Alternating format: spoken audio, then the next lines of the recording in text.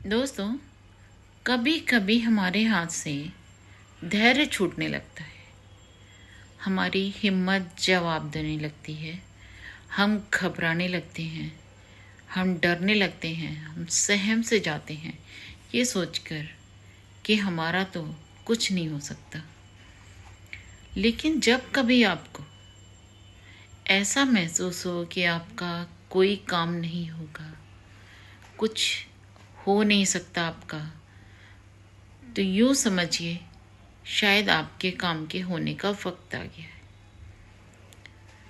तब जब हम घबराते हैं तो हमारे दिलो दिमाग से एक आवाज़ आती है कि ये तो नहीं हो सकता, ऐसा तो नहीं होगा। और उसी वक्त हमें कोई कॉल आती है, ऐसी कोई इंसान आता है हमारे सामने ये बताने के लिए कि हमारा ये काम हो गया, जिसको हमारे पास भगवान भेजता है, एक ईश्वर के रूप में मैसेंजर कर भेजता है कि ये काम हमारा हो गया।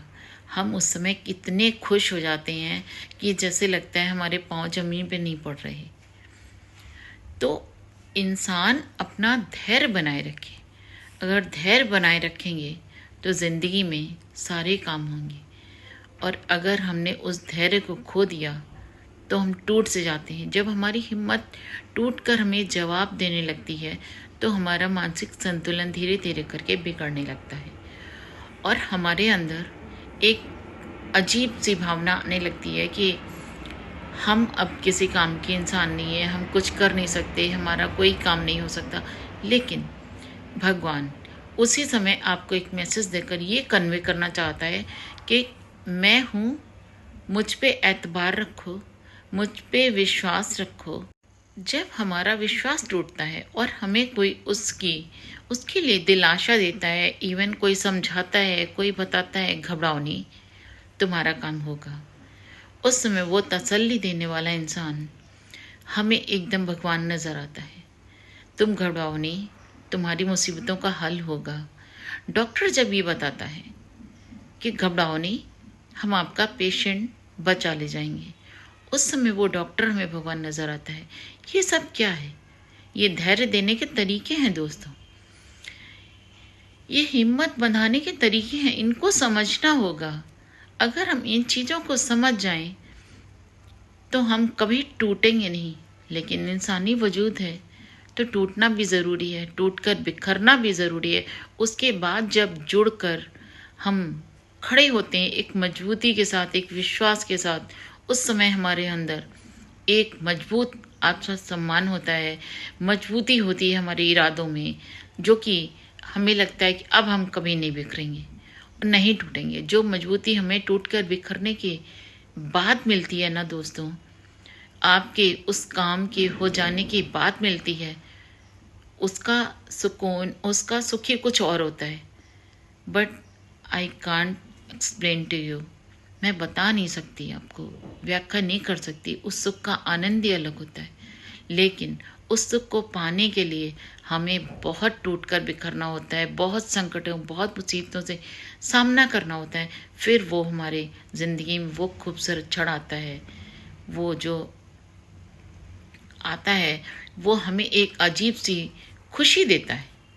और उस खुशी को पाकर हम खुश हो जाते हैं, हमारा परिवार खुश हो जाता है। इवन जैसे उदाहरण के लिए ले, आपकी नौकरी नहीं लगी, आपने एग्ज़ाम दिया। उदाहरण के लिए बात करती हूँ, अगर आपने कोई एग्ज़ाम दिया है और आप 3-4 बार दे के उस एग्ज़ाम में नहीं निकले, नहीं पास हुए, और फिर आपने सोचा एक बार और दे देता हूँ पेपर, फिर मैं किसी भी तरीके से निकलूँ ना निकलूँ लेकिन मुझे देना ज़रूरी है, मैं दूंगा। आप अपने मम्मी पापा से सहमति लेते हैं कि एक बार और भरता हूँ, एग्ज़ाम हो जाएगा, निकल जाएगा, और आप एकदम निराश होकर बैठे होते हैं और वो पेपर आपका क्लियर हो जाता है, वो इंटरव्यू हो आपका क्लियर हो जाता है। उस समय आप इतनी खुशी के साथ अपने पेरेंट्स के पास आते हैं, उन्हें बताते हैं इतनी खुशी के साथ कि उस खुशी का इजहार नहीं कर सकते हम, शब्दों में वो बयां नहीं हो सकती, क्योंकि हमने वो चीज़ पाली उस वक्त जो हमने सोचा नहीं था। और हमने तो बस ऐसे ही बेमूड होकर, बेमन होकर, बेखौफ होकर एग्ज़ाम दे दिया अपना।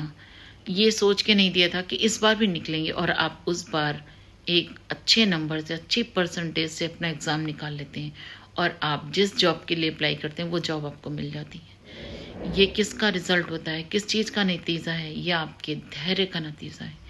इसलिए दोस्तों, जीवन में सब कुछ खो दें, मिल जाएगा, लेकिन अगर धैर्य खो गया तो वापस नहीं मिलेगा। धैर्य, हिम्मत कभी मत खोइए, कभी डरिए मत किसी चीज़ को लेकर, कभी हिम्मत मत खोइए। हमेशा आपके धैर्य आपका साथ देता है, आपकी सुकून देता है, आपको खुशियाँ देता है। लेकिन थोड़ा इंतज़ार तो रखना ही होता है दोस्तों। बिना इंतज़ार के कुछ भी नहीं मिलता, लेकिन जब मिलता है तो बहुत सफल और सक्सेस मिलता है। हमें भी इस बात की इतनी खुशी होती है कि हमने इतना इंतज़ार किया, उसके बाद मैं एग्ज़ाम निकाल ले गया, पास हो गया। ये बहुत अच्छी बात है। नमस्कार।